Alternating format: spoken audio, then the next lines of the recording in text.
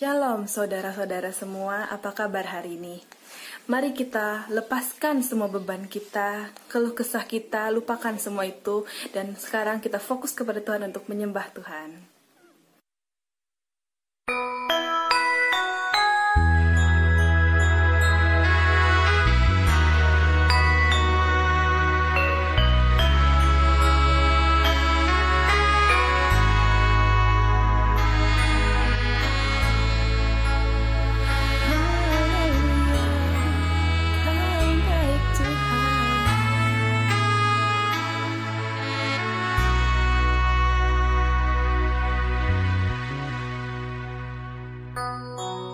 Bukan dengan barang fana Kau membayar dosaku, dengan darah yang mahal, tiada noda dan celah. Bukan dengan emas perak Kau menebus diriku, oleh segenap kasih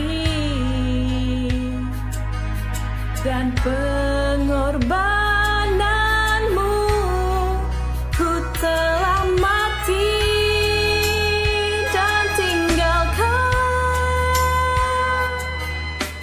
cara hidupku yang lama.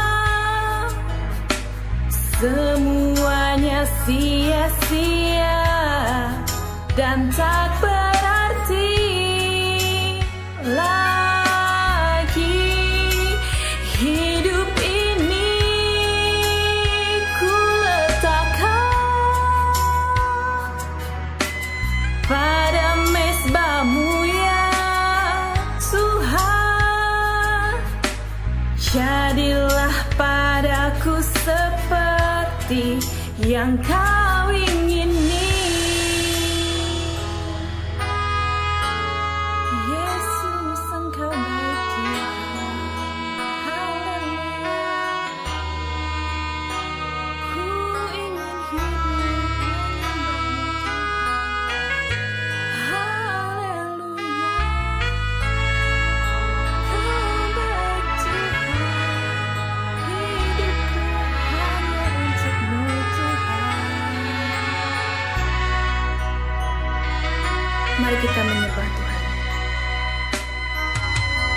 Bukan dengan emas perak Kau menebus diriku,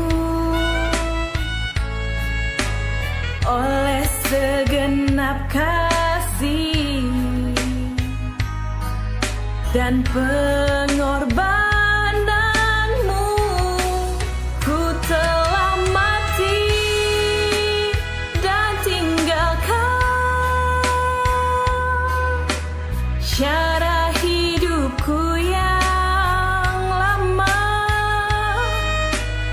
Semuanya sia-sia dan tak berarti lagi. Hidup ini ku letakkan pada mezbahmu ya Tuhan. Jadilah padaku seperti yang kau ingini. Ku telah mati dan tinggalkan cara hidupku yang lama. Semuanya sia-sia dan tak berarti lagi. Hidup ini ku letakkan pada mezbahmu ya Tuhan. Jadilah padaku seperti yang kau ingini.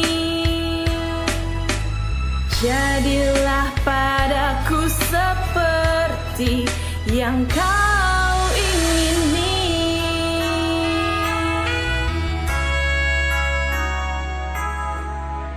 Mari jemaat semua berubah hidup kita dan menjadi seperti yang Tuhan inginkan untuk hidup kita. Tuhan Yesus memberkati. Shalom, saya percaya bahwa anugerah Tuhan menjadi bagian kita. Dan saat ini kesempatan yang indah lagi kita boleh berkumpul, kita boleh beribadah di hadapan Tuhan. Ini bukti kebesaran Tuhan, anugerah yang Tuhan boleh percayakan bagi setiap pribadi kita. Dan sebelum kita akan mendengarkan kebenaran firman Tuhan, mari kita berdoa bersama-sama. Bapa kami yang ada dalam surga, kami mengucap syukur buat kesempatan yang Kau boleh beri bagi kami sampai hari ini. Kami bisa ada dalam tubuh yang sehat akan dalam berkat anugerah Tuhan. Kami percaya ini semua karena anugerah Tuhan, ini karena kebaikan Tuhan. Dan lewat kesempatan ini kami mau sama-sama merenungkan kebenaran-Mu bagi kami. Mari bicara buat kami Tuhan, sampaikan isi hati-Mu. Di dalam nama Tuhan Yesus kami berdoa. Haleluya. Amin. Saudara, sama-sama kita akan merenungkan kebenaran firman Tuhan di pagi hari ini untuk kita lebih mempertajam untuk memahami apa yang menjadi kehendak Tuhan di hari-hari ini. Karena saudara, kita harus hidup sebagaimana menjadi pribadi-pribadi yang selalu harus searah dengan kehendak Tuhan. Karena dalam kondisi zaman yang serba sulit, bahkan di dalam tekanan demi tekanan yang terjadi dalam kehidupan kita, kita sementara digiring Tuhan untuk lebih mengarahkan pandangan kita, untuk lebih mendekatkan diri kepada Tuhan, supaya hidupan kita hari-hari ini terus akan mempermuliakan nama Tuhan. Dan pagi hari ini kita akan sama-sama merenungkan kebenaran firman Tuhan yang terambil di dalam kitab Keluaran pasal yang ke-14. Keluaran pasal yang ke-14, kita akan baca ayat 1 sampai dengan ayat yang ke-14. Keluaran 14 ayat 1 sampai ayat yang ke-14. Dengan judul Firaun bertindak untuk penghabisan kali. Ya, saya akan bacakan buat kita semua mulai dari ayat 1 sampai ayat yang ke-14. Berfirmanlah Tuhan kepada Musa demikian, katakanlah kepada orang Israel supaya mereka balik kembali berkemah di depan Pihahirot antara Migdal dan laut, tepat di depan Baal Zephon, berkewelah kamu di tepi laut. Maka Firaun akan berkata tentang orang Israel, mereka telah sesat di negeri ini, padang gurun telah mengurung mereka. Aku akan mengeraskan hati Firaun sehingga ia mengejar mereka, dan terhadap Firaun dan seluruh pasukannya aku akan menyatakan kemuliaanku sehingga orang Mesir mengetahui bahwa akulah Tuhan. Lalu mereka berbuat demikian. Ayat 5, ketika diberitahukan kepada Raja Mesir bahwa bangsa itu telah lari, maka berubahlah hati Firaun dan pegawai-pegawainya terhadap bangsa itu, dan berkatalah mereka, apakah yang telah kita perbuat ini, bahwa kita membiarkan orang Israel pergi dari perbudakan kita?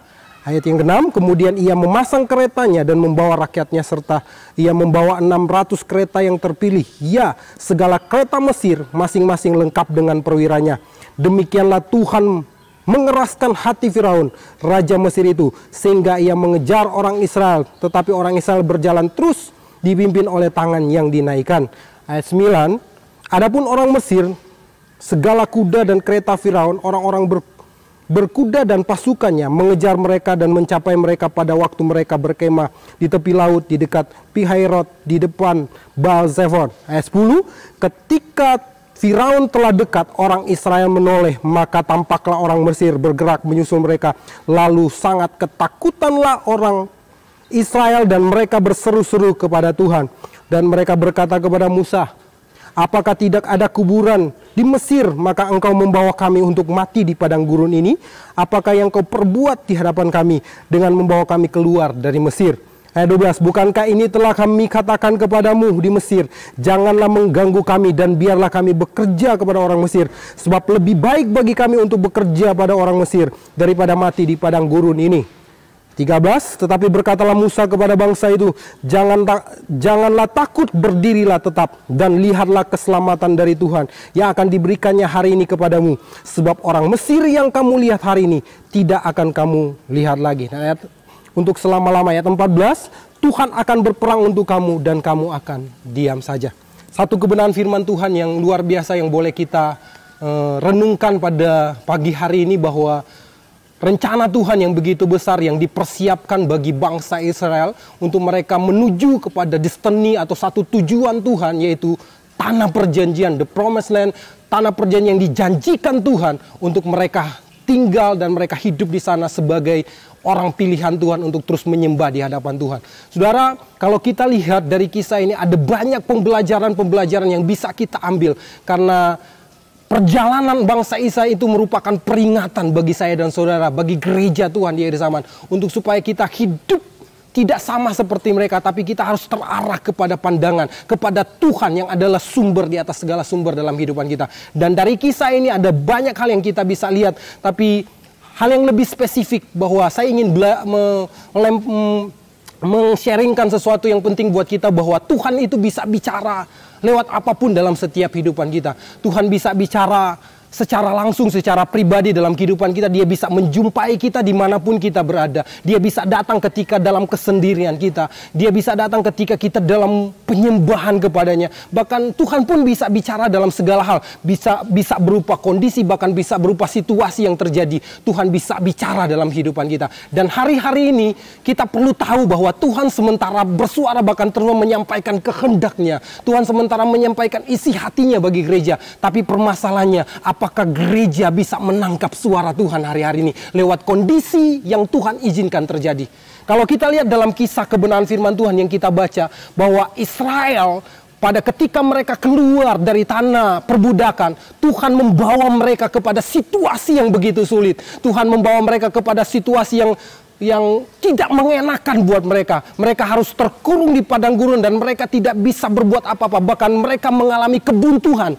Tidak ada jalan keluar bagi mereka. Sementara di belakang mereka ada pasukan tentara Mesir yang terlatih, yang sementara datang untuk menyerang mereka. Dan dalam kondisi yang seperti ini, kehidupan bangsa Israel pada saat itu, mereka mengalami ketakutan yang sangat luar biasa. Satu hal saya mau katakan, Tuhan menciptakan kondisi ini adalah untuk membawa orang-orang Israel untuk melihat kemuliaan Tuhan yang besar. Dan situasi-situasi yang Tuhan izinkan, banyak hal terjadi dalam kehidupan bangsa pilihan, khususnya bangsa Israel. Bahkan ketika mereka mulai condong, ketika mereka hidup di dalam penyembahan berhala, hidup mereka tidak akurat lagi dengan kebenaran firman Tuhan, maka Tuhan tidak segan-segan mereka dibuang ke Babel selama 70 tahun. Bayangkan umat pilihan Tuhan. Tuhan rela membuang mereka karena ketidakakuratan hidup mereka. Dan hari-hari ini saya mau katakan, lewat situasi yang terjadi, lewat keadaan yang sementara menghimpit kita, gereja Tuhan di hari-hari ini, lewat wabah corona yang hari-hari menghantui setiap orang-orang percaya, saya mau katakan bahwa kondisi ini diizinkan Tuhan, diciptakan Tuhan untuk membawa gerejanya untuk lebih memahami kehendak Tuhan. Karena itu kita perlu tahu apa yang menjadi kehendak Tuhan di balik situasi ini. Kita perlu tahu apa yang menjadi rencana Tuhan di balik situasi yang Tuhan izinkan. Supaya apa, saudara? Mulut kita akan tetap memuliakan Tuhan. Mulut kita akan tetap bersorak-sorai walaupun di tengah himpitan, di tengah tekanan yang begitu berat. Kita tidak akan bersungut di hadapan Tuhan, tapi lidah kita, mulut kita akan penuh dengan sorak-sorai kemenangan di hadapan Tuhan. Karena kita mengerti. Karena itu, saudara, tujuan utama Tuhan mengizinkan segala situasi terjadi menghimpit gereja. Alasannya apa? Supaya gereja benar-benar mengandalkan Tuhan.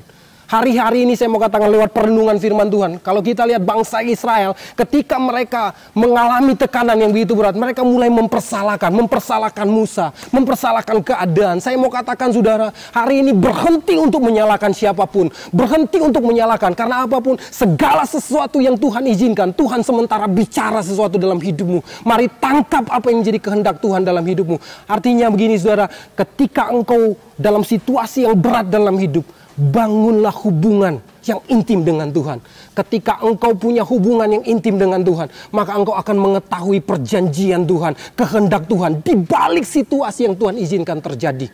Saudara, alasan semua hal terjadi dalam kehidupan kita. Tuhan ingin membawa gerejanya benar-benar melekat dengan Tuhan, supaya gereja terhubung dengan Tuhan. Karena itu penting buat kita. Ketika dalam tekanan, mari datang di hadapan Tuhan. Kalau saudara lihat di ayat yang ke-10 dalam firman Tuhan, ketika bangsa Israel dalam tekanan yang begitu berat, ketika mereka dikepung sementara pasukan Mesir sementara menyerang mereka, tindakan yang mereka lakukan adalah berseru kepada Tuhan. Satu hal yang harus kita pelajari, bahwa hal yang penting dalam kehidupan kita ketika kita mengalami tekanan yang begitu berat, ketika di depan kita tidak ada jalan, mari datang rendahkan hati di hadapan Tuhan dan berseru kepada Tuhan. Karena Dia Tuhan yang ahli membuat jalan. Di saat kebuntuan terjadi dalam kehidupan kita, Dia Tuhan ahli untuk membuat jalan atas setiap kehidupan kita. Tinggal keputusannya ada dalam tangan kita. Kita mau menyerah di dalam kehendak Tuhan atau tidak. Pilihannya ada dalam kehidupan kita. Dan saat ini saya mendorong gereja Tuhan, pribadi-pribadi kita yang mendengarkan firman Tuhan saat ini, mari rendahkan hatimu. Tindakan penyembahan adalah di mana kita merendahkan hati, menanggalkan kesombongan, dan berserah kepada kedaulatan Tuhan. Maka kita akan melihat karya Tuhan yang ajaib. Kemuliaan Tuhan dinyatakan. Alasan Tuhan mengizinkan masalah terjadi, proses terjadi dalam kehidupan kita, bahkan situasi yang terjadi menekan hidup kita, alasan adalah supaya gereja melakukan tindakan penyembahan. Artinya gereja datang tunduk di hadapan Tuhan, menanggalkan setiap kesombongan, menanggalkan hal-hal yang tidak berkenan di hadapan Tuhan, merendahkan diri di hadapan Tuhan, datang menyembah di hadapan Tuhan. Firman Tuhan katakan, siapakah yang dapat naik ke gunung kudus Tuhan? Orang yang bersih tangannya dan murni hatinya. Dan sikap gereja hari-hari ini, kita harus murni di hadapan Tuhan. Belajar untuk menanggalkan setiap kedagingan. Di saat masalah menerpa hidup, di saat kondisi, situasi menekan kita, satu hal yang harus kita lakukan, mari tanggalkan setiap hal-hal yang tidak berkenan di hadapan Tuhan. Lakukan tindakan penyembahan, maka engkau akan melihat cara Tuhan menolong hidup. Dan saudara, kita belajar dari kebenaran firman Tuhan. Ketika umat-umat Israel berseru di hadapan Tuhan, maka Tuhan menyatakan kemuliaan Tuhan yang besar atas kehidupan mereka. Berhenti untuk menyalahkan situasi, tapi cari hal yang menjadi kehendak Tuhan. Cari tahu apa yang menjadi mau Tuhan di dalam situasi terberat dalam hidupmu. Ketika engkau datang merendahkan hati, maka engkau akan melihat cara Tuhan akan dimanifestasikan dalam hidupmu. Berikut pandangan iman, saudara. Selanjutnya kita harus memiliki pandangan iman. Musa memiliki pandangan iman yang berbeda. Ketika bangsa Israel diperhadapkan dengan situasi yang sulit, justru bangsa Israel dalam kondisi itu mereka saling menyalahkan. Mereka komplain di hadapan Tuhan. Bahkan berusaha untuk menyerang Musa. Tapi pandangan Musa itu berbeda dengan bangsa Israel. Musa memiliki pandangan yang lebih besar. Karena apa? Dia melihat bahwa Tuhan akan menyatakan kemuliaan yang besar. Musa memiliki pandangan iman yang besar. Sementara bangsa Israel tidak bisa memiliki hal itu. Karena apa? Masalahnya ada pada kedekatan, masalahnya ada pada hubungan. Musa punya keintiman dengan Tuhan. Karena itu dia punya pandangan iman. Dia tahu bangsa Israel, bahkan kondisi yang menekan mereka, hari-hari itu mereka bisa keluar sebagai pemenang. Tapi satu hal saya mau katakan, kalau kita gereja Tuhan ketika diperhadapkan dengan situasi yang berat, kalau kita tidak punya hubungan dengan Tuhan, maka justru kita akan terus komplain, bahkan kita akan menyakiti hati Tuhan. Dalam kondisi kita akan terus menyalahkan situasi, menyalahkan orang-orang di sekitar kita. Bahkan ada hal tindakan-tindakan yang tidak akurat yang akan terjadi dalam kehidupan kita. Firman Tuhan menegur, bahkan mengarahkan kita. Pada saat ini mari kita belajar seperti Musa. Ketika kita terhubung dengan Tuhan, punya hubungan yang dekat dengan Tuhan, maka kita akan punya pandangan yang berbeda untuk menyikapi segala situasi yang terjadi. Mari saudara, lewat kebenaran firman Tuhan ini mendidik kita, mengajarkan kita menjadi gereja yang sesungguhnya yang Tuhan inginkan. Kita belajar untuk tetap dekat dengan Tuhan, untuk tetap ada menjalin hubungan yang intim dengan Tuhan. Supaya apa saudara? Hari-hari ketika masa semakin sulit, situasi semakin sulit terjadi dalam hidup, maka kita akan terus mempermuliakan Tuhan. Karena apa? Kita tahu Tuhan sementara berbicara, bahkan Tuhan sementara melakukan kehendaknya dalam kehidupan kita, bahkan atas negara, atas kota kita. Ini yang perlu kita syukuri. Terlalu banyak hal yang Tuhan izinkan terjadi, saudara, di muka bumi ini Tuhan. Tapi yang menjadi persoalannya, Kalau kita tidak memahami rencana Tuhan, kita tidak mengerti apa yang menjadi kehendak Tuhan di balik situasi ini. Dan hari ini saya mendorong saudara, mari dekatkan dirimu dengan Tuhan. Supaya engkau bisa melihat rencana Tuhan yang ajaib. Di balik situasi yang menekan, di balik kondisi yang terjadi dalam hidup. Supaya kita akan melihat hal yang ajaib di luar dari kemampuan, apa yang tidak pernah kita pikirkan, tidak pernah timbul dalam hati, tidak pernah kita dengar, maka itu akan terjadi dalam setiap langkah-langkah kehidupan kita. Dan lewat firman Tuhan ini kita juga belajar untuk mengaplikasikan kuasa Tuhan. Belajar untuk mengaplikasikan, belajar untuk mendemonstrasikan kuasa Tuhan dalam kehidupan kita. Karena apa? Firman Tuhan katakan apa? Kuasa itu telah diberikan bagi setiap kita. Ketika situasi ini terjadi, maka kita mulai mempraktekkan kuasa itu. Supaya apa? Kita melihat solusi terjadi dalam kehidupan kita. Artinya gini saudara, kuasa, kekuatan gereja ketika gereja merendahkan hati di hadapan Tuhan. Dan firman Tuhan di ayat yang 14 saudara lihat ini, Tuhan akan berperang untuk kamu dan kamu akan diam saja. Diam di sini, kata diam ini berarti bukan kita cuman berpangku tangan. Satu hal, gereja dituntut untuk berdiam di hadirat Tuhan.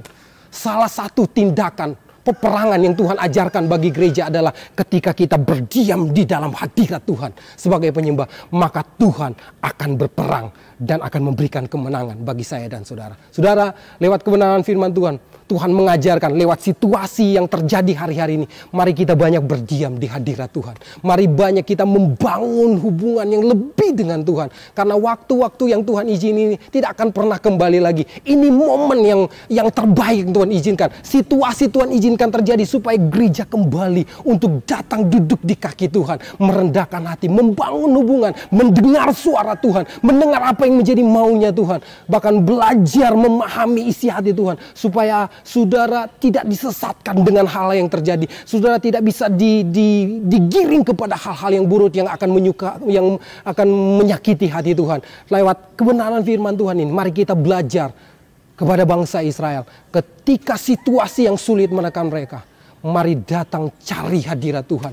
Merendahkan hati di hadapan Tuhan. Dan pakai pandangan iman itu untuk melihat rencana Tuhan. Melihat kemauan Tuhan di balik semua situasi yang Tuhan izinkan. Dan saya berdoa setiap umat Tuhan yang mendengarkan rekaman ini, biarlah semua umat Tuhan akan menjadi pribadi-pribadi yang akan melekat dengan Tuhan. Yang akan terus bergerak dalam kehendak Tuhan. Ketika situasi yang kelam pekat terjadi, masalah bertubi, mungkin kita dikondisikan, kita ada di satu area yang mungkin sulit bagi kita. Saya mau katakan, saudara akan bergerak sebagai pemenang karena Tuhan ada menyertai engkau. Ketika engkau mempunyai hubungan yang intim dengan Tuhan, maka saya percaya ada kemenangan bersamamu. Bersama Tuhan kita akan melakukan perkara-perkara yang ajaib dan luar biasa. Tuhan memberkati kita semua.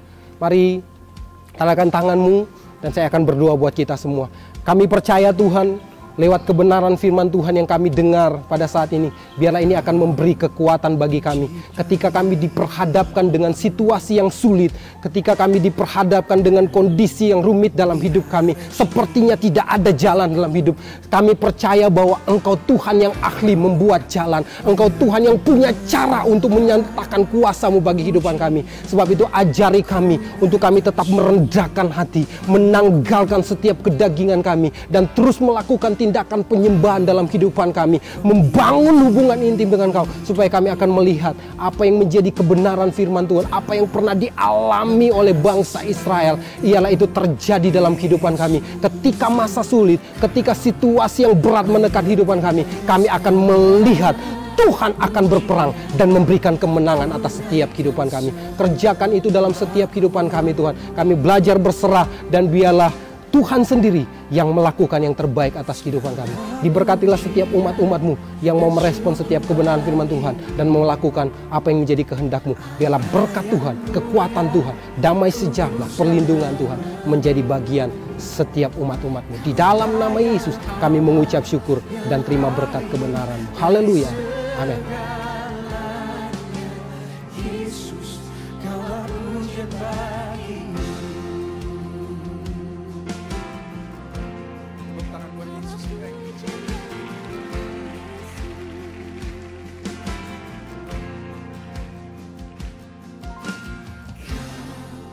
Pencipta hidup.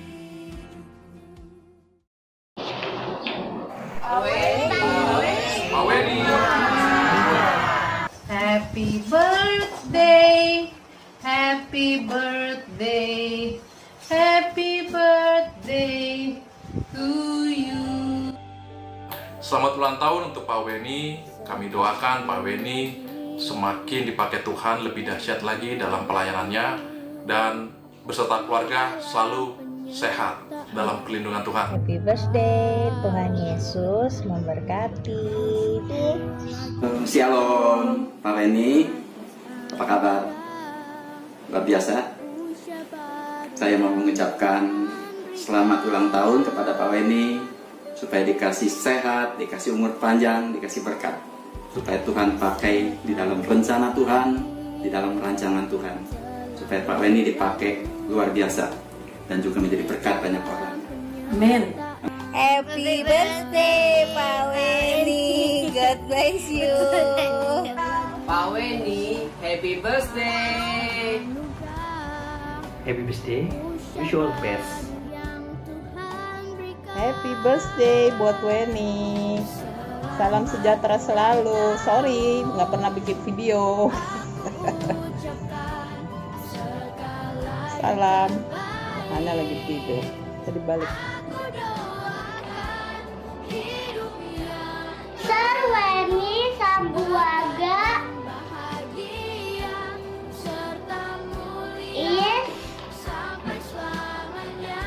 our blessed pastor. Happy birthday! Happy birthday, brother. Panjang umur, makin diberkati. Om Weni, happy birthday! Halo, happy birthday. Sehat selalu, panjang umur. Tuhan Yesus berkat. Iya, dipakai Tuhan lebih dahsyat lagi. Dahsyat lagi. Semuanya, keluarga diberkatin, dilindungi Tuhan. Dari segala apapun, mara bahaya, penyakit apapun, semuanya diprotek Tuhan dan diberkatin Tuhan. Happy birthday, wish you all the best and God bless you. Happy birthday. Happy birthday Pak Weni, panjang umur, sehat selalu, dilimpahkan berkat keluarga, pelayanan dan kehidupan sehari-hari. Panjang umur, sehat selalu, Tuhan Yesus memberkati. Halo Pak Weni. Selamat ulang tahun ya. Panjang umur, sehat selalu, semakin lagi di dalam Tuhan, dipakai Tuhan luar biasa. Tuhan berkati Bapak, keluarga dan anak seluruhnya.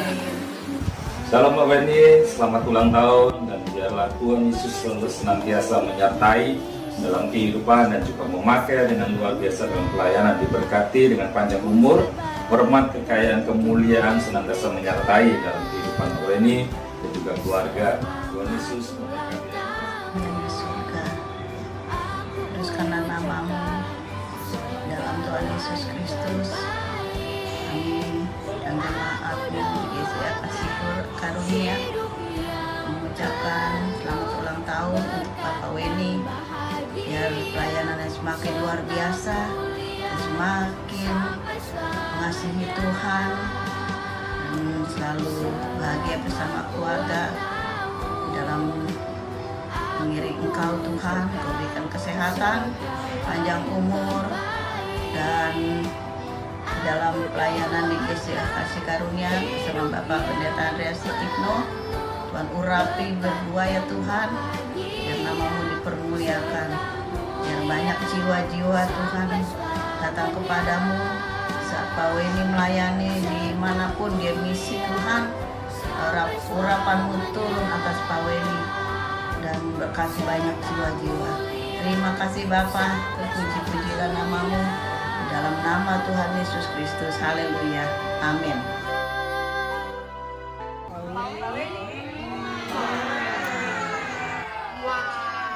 Pak Weni.